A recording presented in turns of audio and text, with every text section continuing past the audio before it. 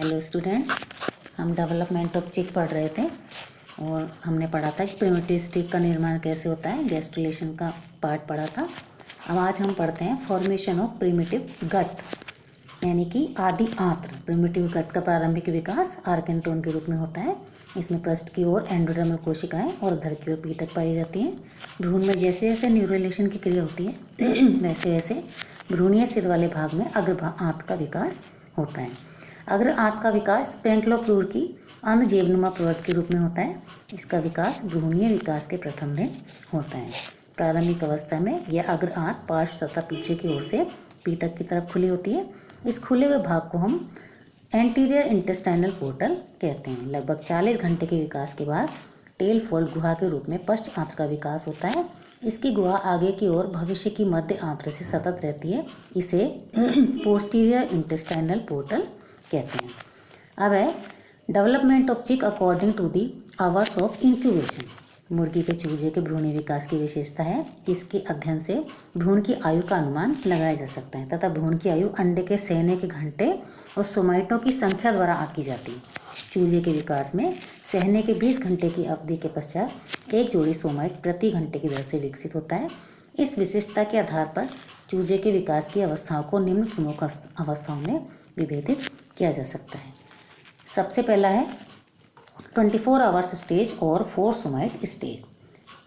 चूजे के विकास की इस अवस्था में निम्न महत्वपूर्ण घटनाएं होती हैं। सहने के 20 घंटों की अवधि के भीतर आदि रेखा का निर्माण पूरा हो जाता है तथा गैस्ट्रुलेशन की क्रिया पूरी हो जाती है।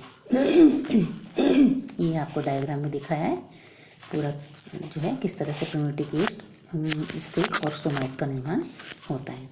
सेकंड है सहने के प्रथम दिवस के पूरा होते होते भ्रूणीय तथा अतिरिक्त भ्रूणीय क्षेत्रों में स्पष्ट विभेदन हो जाता है। थर्ड है एरिया ओपेका में मेसोडर्मल कोशिकाएं छोटे छोटे समूहों में एकत्रित हो जाती हैं, जिन्हें रक्तदीप या ब्लड आइलैंड्स कहते हैं।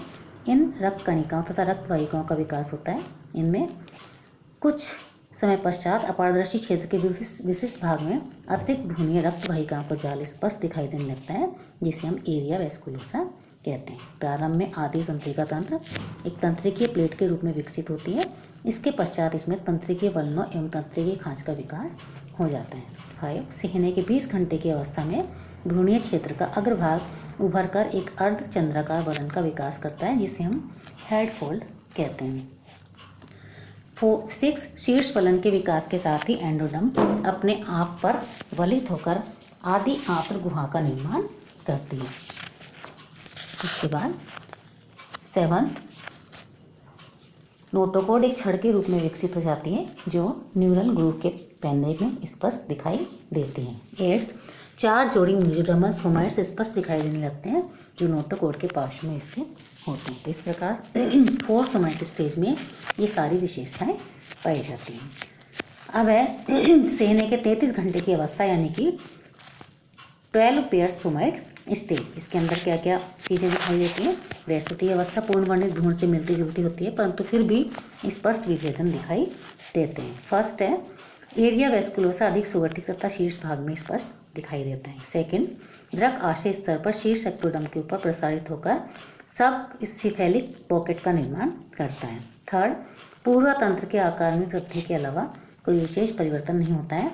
मध्य आंत्र पूर्ण रूप से विभेदित हो जाती है तथा पुच्छवलन की गुहा में पश्च आंत्र का विकास होने लगता है। तो ये है 12 सोमाइट स्टेज का डायग्राम, जिसमें सोमाइट्स 12 दिखाई दे रहे हैं दोनों तरफ।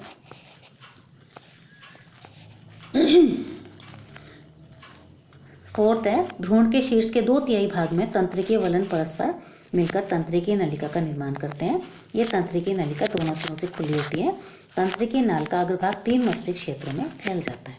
फिफ्थ है आदि रेखा अभी भी स्पष्ट दिखाई देती है और प्रिमिटिव नोड के पीछे नोटोकोड भी स्पष्ट दिखाई देती है।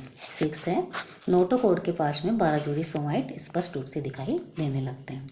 7 है हृदय तथा धमनियों का विकास प्रारंभ हो जाता है। हृदय एक सीधी दोहरी नलिका रूपी होता है तथा आंत के अधर तल पर विकसित होता है। पीछे की तरफ यह ओम्फैलोमीजेंट्रिक वेन से जुड़ा होता है। हृदय के अग्रभाग से अधर महाधमनियाँ निकलती हैं। तो इस तरह से जो है ये अलग अलग सोमाइट इनमें पाए जाते हैं और प्रत्येक सोमाइट स्टेज में इनमें अलग अलग जो विशेषताएं दिखाई देने लगती हैं और सोमाइट्स जो हैं वो किस तरह से डायग्राम में जैसे दिखाए गए हैं, ये 12 जोड़ी सोमाइट्स जो हैं ये इस तरह से दिखाई देते हैं। ये नीचे प्रिमिटिव स्टिक दिखाई दे रही है, इधर साइनस, रैम्बुलोलस, रैम्बुडियोलस, lateral mesoderm, omphalomesenteric vein, neural tube, rhombencephalon, mesencephalon. तो इस तरह से जो है इनमें अलग अलग सोमाइट स्टेज में अलग अलग एरिया जो है वो डेवलप हो जाते हैं और भ्रूण का विकास जो है वो स्पष्ट रूप से दिखाई देने लगता है। तो अब अगले सोमाइट स्टेज हम अगले इसमें पढ़ेंगे वीडियो के अंदर। आज इतना ही, थैंक यू।